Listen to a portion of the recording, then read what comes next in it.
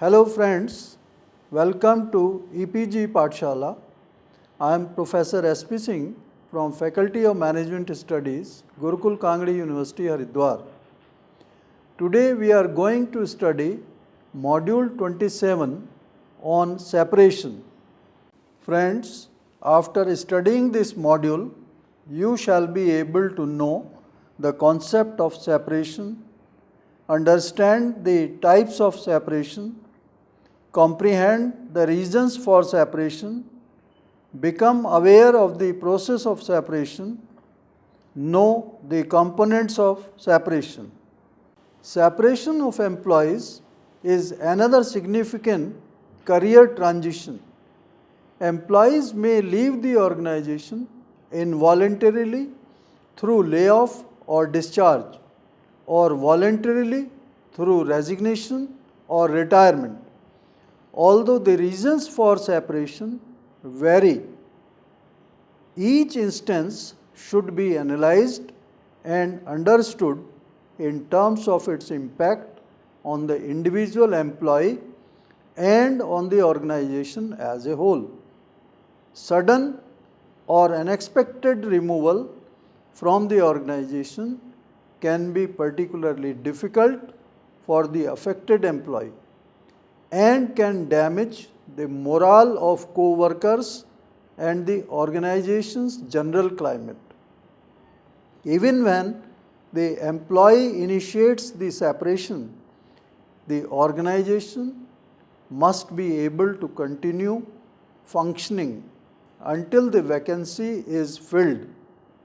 Thus, the effective management of employee separation is vital to the healthy and continued functioning of the organization. There are different types of employee separation.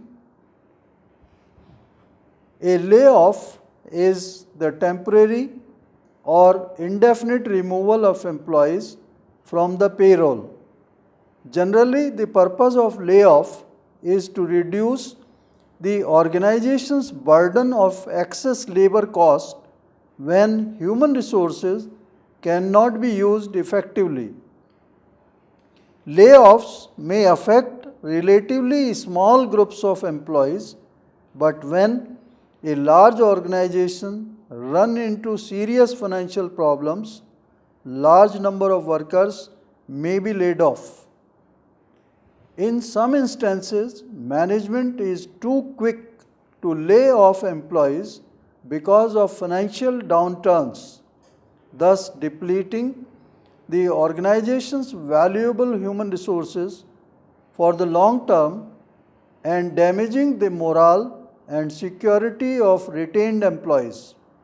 Furthermore, contrary to the views of many investors, layoffs frequently do not lead to improved profits and stock prices over a subsequent 3-year period. In some instances, however, layoffs may be the only option remaining for an organization facing profitable bankruptcy. Discharge or dismissal, termination or firing is a management action in which an employee is separated from the organization for violation of company rules or inadequate performance. Because discharge is a traumatic experience for the affected employee and usually for others as well, most managers are extremely reluctant to dismiss an employee unless there are substantial and well-documented reasons for such action. In many cases, timely warning and effective supervisory involvement in correcting problems can eliminate the need for employee termination. Dismissal is termination of service of an employee as a measure of inflicting punishment. This may happen either on account of inadequate performance or acts of misconduct, persistent inability on the part of employee to perform up to the expectation or a specific standard is considered as performance short of standards. If the employee willingly violates rules and regulations, it is treated as misconduct. Dismissal is a drastic step, seriously impacting the earnings and image of the employee. Resignation or termination of service by an employee by serving a notice is called resignation on the employer. Resignation may be voluntary or involuntary. A voluntary resignation is when an employee himself decides to resign on the grounds of ill health, marriage, better job prospects in other organizations. When the employer asks the employee to resign on grounds of negligence, duty and indiscipline or face the disciplinary action, resignation is known as involuntary or compulsory. However, in case of involuntary resignation, a domestic inquiry is required to be conducted prior to asking the employee to submit resignation. While some resignations may be advisable and beneficial for the organization to rectify the mistakes committed in hiring the employees, excessive turnover may be alarming as well.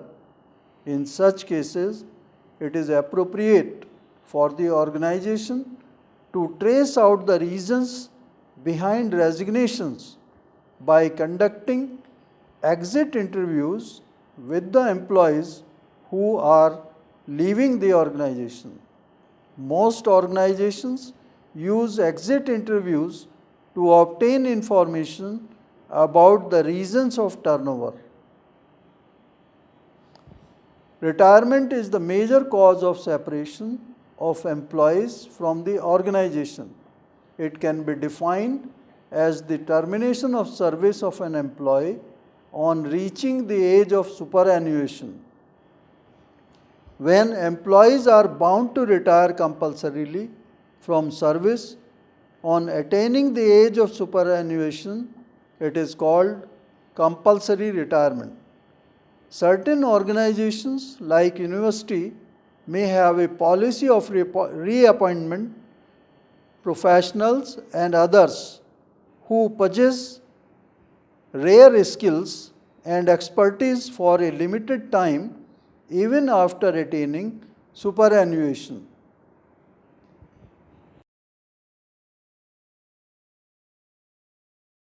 When organizations offer options to its employees to retire even before the exact time of superannuation, it is called voluntary retirement.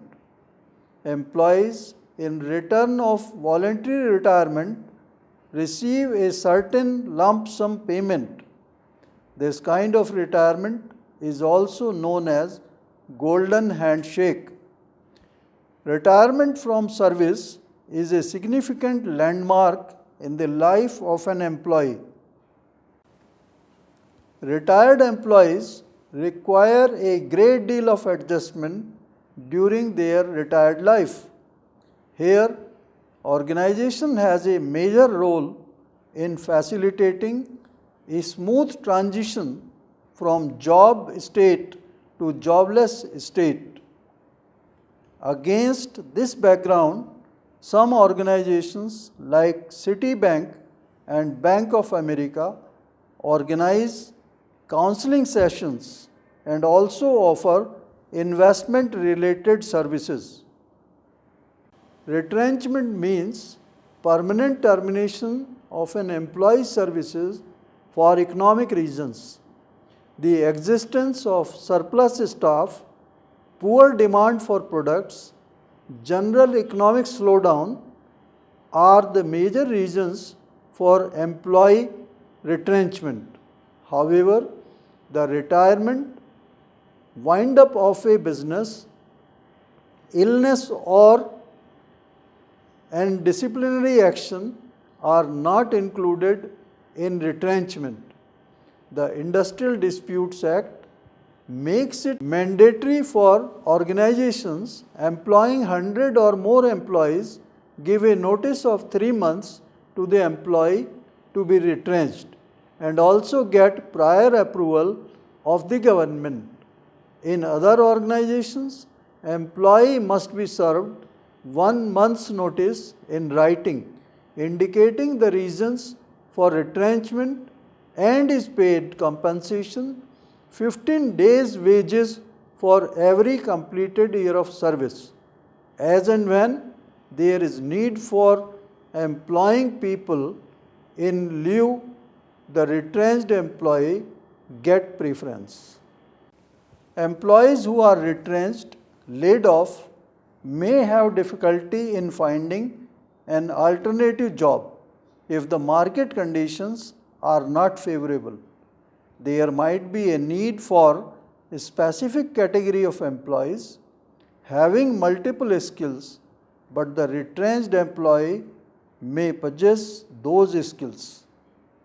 To fill this gap, some organizations provide training in marketable skills and assist the retrenched employees in searching a suitable job in other organizations. Outplacement assistance includes efforts made by employer to help a recently separated worker to find a job. Apart from training, some firms doing business in multiple countries offer assistance to separated employees in the form of paid leave, travel charges for attending interviews, search firm changes, weighing bond requirements to the retrenched employees.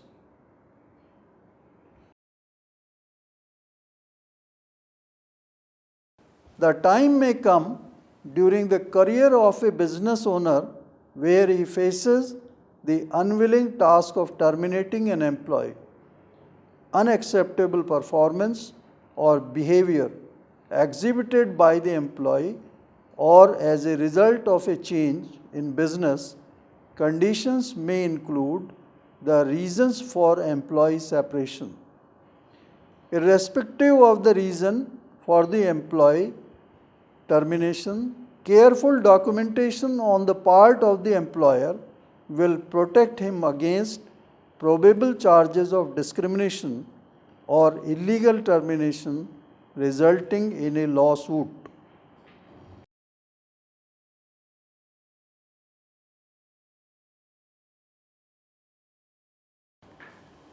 Employee separation is the process to ensure that an employee quitting the company is exited in a well-defined and orderly way.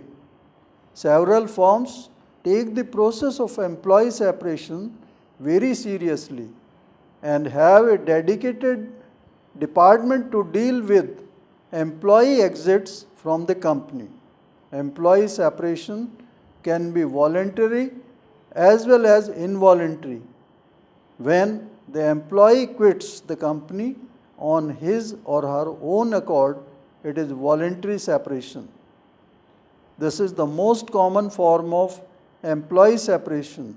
In recessionary times, involuntary separation of the employers, the act of asking the employee to leave is quite common. This form of employee separation is called involuntary separation.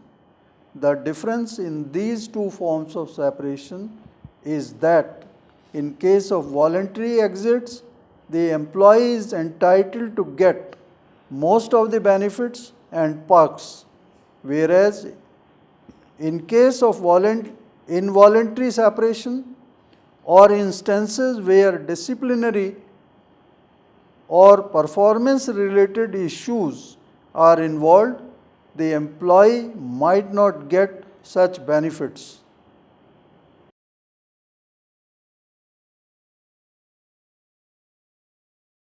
The employee separation process begins with the time the employee gives notice to the employer of his or her intention to quit. Freezing financial transactions. Once a notice is given by an employee, the HR department freezes all the financial transactions and records of the employees. The employee supervisor is given the responsibility to ensure proper handover and closure of works assigned to the employee. Often, the notice period varies from a month to 3 months, depending upon the level of employee in the organization. Handover plan. Further, the employee's supervisor draw out a handover plan covering all aspects of closing out on the work the employee is performing. Friends, in this module, you have studied the concept, the types, the components, the process and reasons for separation. Thanks for visiting EPG Pathshala.